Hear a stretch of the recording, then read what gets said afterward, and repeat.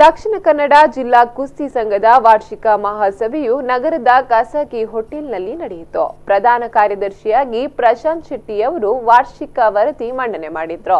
ದಕ್ಷಿಣ ಕನ್ನಡ ಜಿಲ್ಲಾ ಕುಸ್ತಿ ಸಂಘದ ವಾರ್ಷಿಕ ಮಹಾಸಭೆಯು ನಗರದ ಖಾಸಗಿ ಹೋಟೆಲ್ನಲ್ಲಿ ನಡೆಯಿತು. ಪ್ರಧಾನ ಕಾರ್ಯದರ್ಶಿಗಳಾದ ಪ್ರಶಾಂತ್ ಶೆಟ್ಟಿಯವರು ವಾರ್ಷಿಕ ವರದಿ ಮಂಡನೆ ಮಾಡಿದ್ರು.